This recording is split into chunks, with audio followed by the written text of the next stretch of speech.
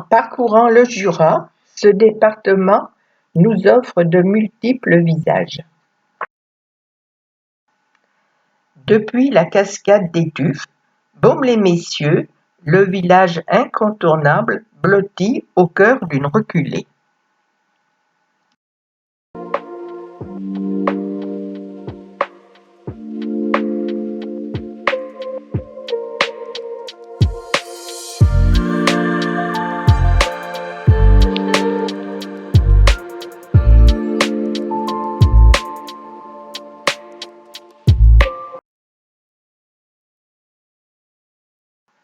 De la célèbre chanson Les Trois Cloches des Compagnons de la Chanson et Édith Piaf. La traversée de Voiteur nous fait découvrir Château-Chalon, juché sur son rocher.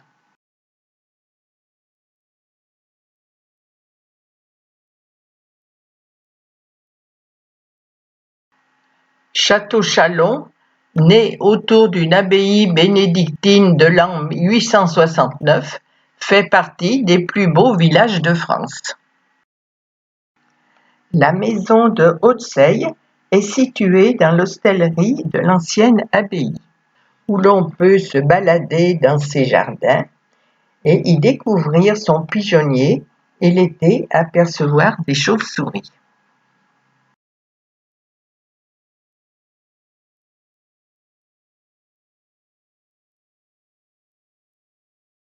Monument historique, l'église Saint-Pierre construite au XIIe siècle pour servir d'église paroissiale afin de bien marquer la séparation des paroissiens de Château-Chalon avec l'ancienne abbaye bénédictine voisine.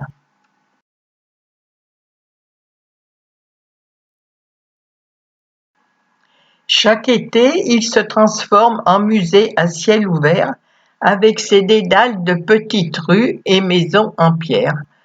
Au détour de petites ruelles, il inspire la tranquillité.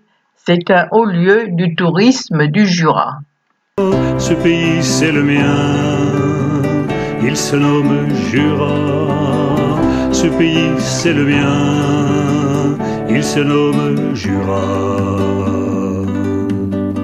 C'est le pays des sources et des eaux souterraines qui sortent en cascade du ventre des rochers.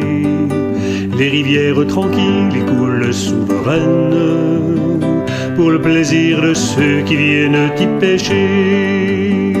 C'est le pays des lacs posés dans les forêts, miroir de courtoisie pour les sapins géants.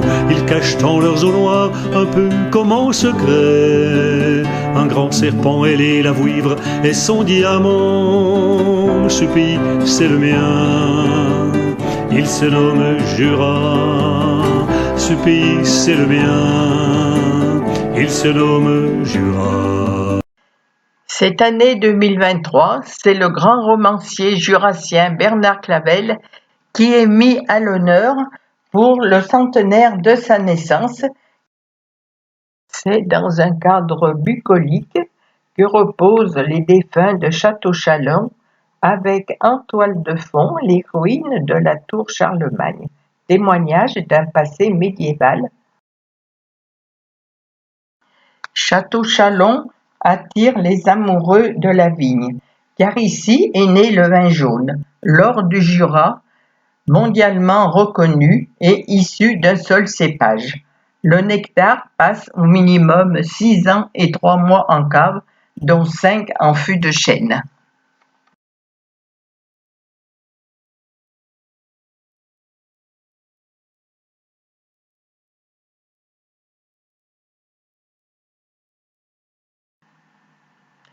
Cinq belvédères offrent une vue à couper le souffle, notamment une vue sur les spectaculaires reculées de Beaune-les-Messieurs, la plaine de la Bresse et des paysages qui s'étendent jusqu'à la Bourgogne et le Mâconnais.